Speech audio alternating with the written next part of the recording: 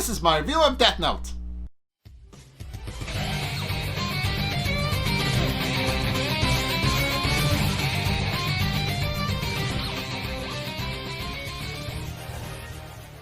Okay, so starting off with this episode, Higuchi is arrested and blindfolded since he made the Shinigami ideal, and he can see everybody's names and faces. The task force, as well as Aizawa, move in with helmets that shield their face, and they arrest Higuchi and blindfold him.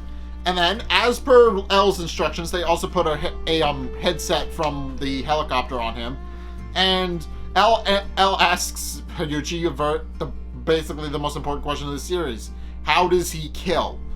At which point he openly admits that the Death Note is a thing, and tells the task force to look in his bag. So, which they do. Soichiro Yagami opens up the bag and looks inside, and does find the Death Note, but can't find anything else unusual about it other than the fact that there are names written in it.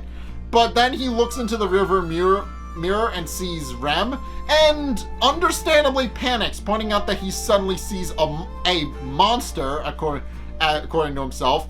And Mogi goes to comfort him, pointing out that the stress might be getting to him. But then, as soon as he touches the Death Note, he's able to see Rem as well, and he also panics a little bit. So, at which point L realizes that there's something else going on, and orders the task force to bring him the notebook, which they do. At which point he picks up the Death Note and is able to see Rem as well, and his realization is a lot more calm.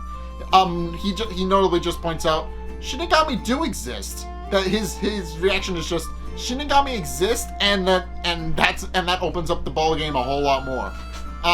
And also, while he's handling the Death Notes, he starts going through thoughts in his head, and eventually comes to the conclusion that there's most likely multiple Death Notes, and that Light most likely has another one.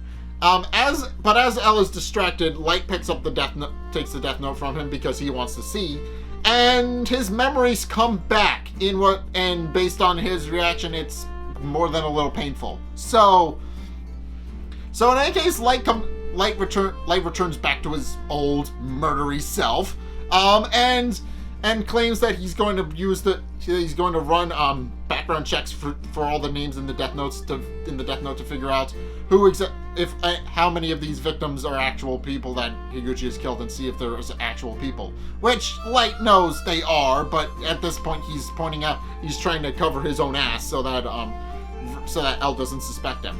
And L concedes, pointing out that's probably the smartest idea he's had. At which point, Light smiles to himself, pointing out that he's finally won. As it turns out, this entire contrived series of events was all part of Light's plan. Starting off in the scene where he gave up ownership of Rem's Death Note, he did a test to see how the ownership between the Death Notes actually works. As it turns out, a Shinigami can pass its Death Note onto another Shinigami and just pass them back and forth without any problems. And that even applies to humans. And with that, he gives his original Death Note to Rem and gives ownership to her so that he can see her, so that he can then see her later. And then with that, he sends her on her merry way. And once Ryuk is gone, he explains his plan to him, pointing out that he's going to have himself confined for a few days. He's going to be arrested. He's going to be arrested and confined. And then after a while, he's going to relinquish ownership of the Death Note, after which point he figures that he's most likely going to stick with the task force, since he knows himself pretty well. And eventually it's going to put him in the place to the point where he's actually going to find the Death Note that he gave to Rem in the process, regain his memories, and then go right back to where he started and completely win the game. So yeah, through that, he's able to actually win. He's able to actually outsmart L, since L probably wasn't expecting that Light would eventually get his Death Note back and that he would stick around with the task force. But in any case, it works. But Light points out from a flashback that there was actually a bit of a caveat.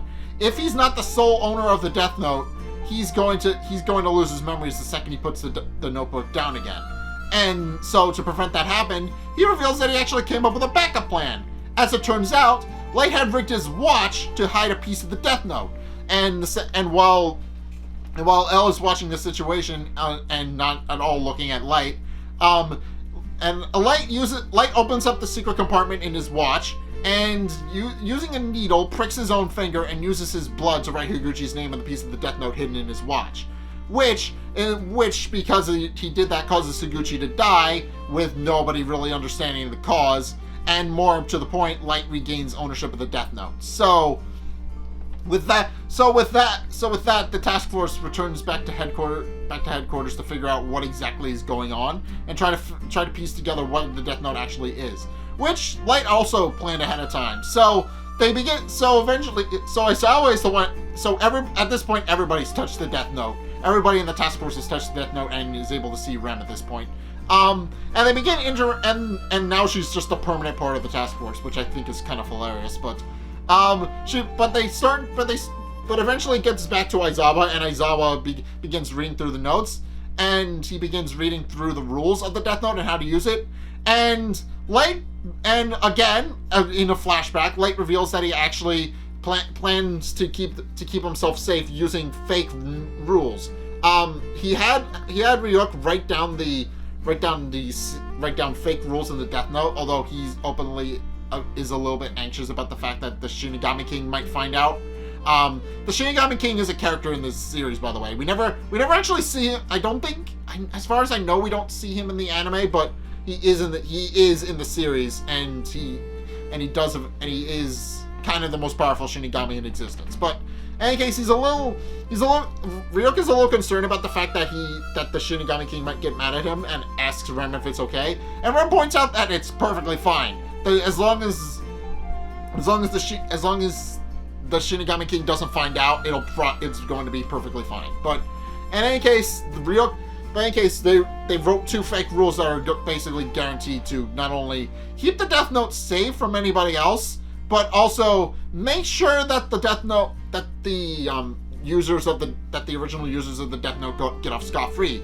Basically, what he did was he made 1 fake rule that says that if the Death Note is destroyed in any way, anybody who came in contact with it will die, which means that the task force is not, since they all touched it, will not be burning the Death Note.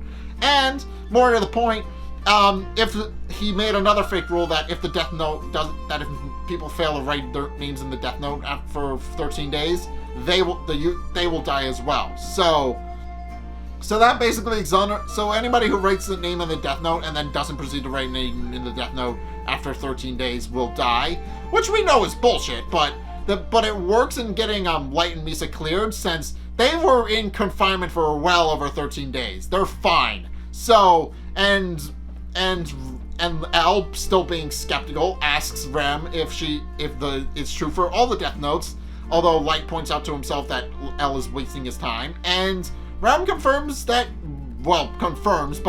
Rem states that yes, it is indeed, they all indeed share the same rules, and though there can be many Death Notes in the human world, all of the rules are the same. They will never not be the same. You have to know what the rules are written in there for the safety of the user, more or less. So with that, Elle realizes that he has no choice but to let Light and Misa go.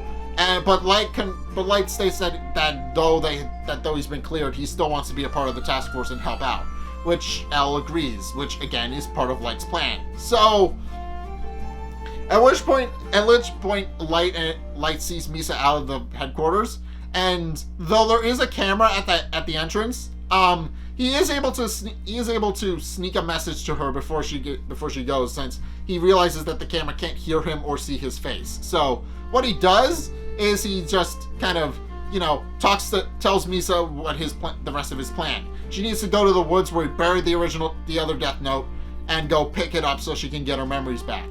And sure enough, Misa does exactly that, and it works. She gets her memories back, but in the process of opening up the box where Light buried the Death Note and picking it up, a note from Light falls out, basically telling her that now that she's regained her memories, she needs to remember Ryuk's Ryozaki's real name and kill him. But when she realizes that she can now finally be useful to him, but also realizes that in that time she's not even because Death Note shenanigans. She's literally seen a whole bunch of lifelines every day, and has since forgotten what L's real name actually is. So she realizes that she can't be as helpful to Light as she wants to be, and is notably more than a little upset. But at which point Ryuk shows up, and she and Misa and Ryuk have a bit of a reunion.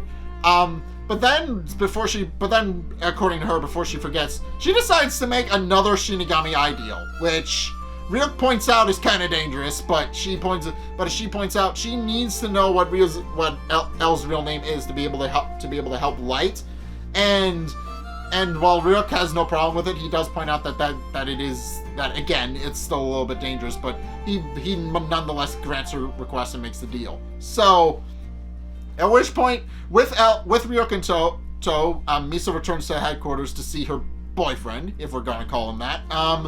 And again, according to Light's plan, she uses a piece of the Death Note to restore Light's ability to see Ryuk. And in the process, Rem realizes that Ryuk is bound to Misa, and also she realizes that Misa has taken yet another Shinigami ideal and that her lifespan has been halved again. Which notably Rem isn't very happy about, but she realizes that it is what it is, and even if she's not entirely comfortable with it, because Rem is very fond of Misa, that's been established, and understandably, she's a little bit upset that Misa has once again halved her own lifespan and is most likely going to die a lot earlier again. But although, granted, we don't actually know what her lifespan is anymore, since, as it's been established, she gained Jealous's lifespan when he died. As far as I know, we don't know how many years Jealous had left, so she can live for a very long time, presumably. We don't know, but it's still tragic that she has a quarter of her lifespan left, however long that is. After reuniting Ryuk and Light, Misa explains that she took the Shinigami ideal because she couldn't remember L's name. She basically explains everything, and Light is notably pretty upset by that, pointing out that she could very easily die if she's not careful. And pulls her into an embrace, saying that they're going to create a new world where only peaceful people will live, and that that he hopes that they can be together for a long time in that new world, and she's happy by that. But L notably comes back and forth between that scene and L, who is notably a little suspicious. So yeah, basically, okay. So long story short, in this episode, not only does Light regain his memories, but not only do Light and Misa regain their memories, but everybody in the task force now knows that Shinigami are real, and they know what the Death Note is. And that's going to have some ramifications for the series going forward, since if people now know that the Death Note is a thing, and that information starts to get out, it's going to cause problems. It's going to cause a lot of problems for a lot of people. But namely Kira, or whoever that winds up being whenever they take the mantle. But namely people are going to realize that the Death Note is a thing, and that such a power exists. And understandably, some people are going to be a little bit fearful of it. Some are going to see it as godlike power, and others may indeed try to take the power for themselves. It's unclear how this is going to impact the story, but it is very, very important. It is very important to note that the Death Note is now a known thing in this universe now. So it's only a matter of time before it starts being introduced to more people as more people find out about it in the story. But in any case, that's my review of Death Note. What do you guys think? Let's get a discussion going in the comment section down below, or over on my Discord server, link in the description. Anyway, thank you guys so much for watching. If you enjoyed, be sure to like, comment, and subscribe. Also be sure to follow me on Facebook and on Twitter in the description below. And also be sure to check out my Patreon in the description below as well. It's only a couple bucks a month. It really helps you out, and you guys get access to a bunch of cool perks that I'm always saying thanks. So be sure to check those out in the description below as well. But in any case, thank you guys so much for watching, and until next time, I'll see you guys in the next video. Peace!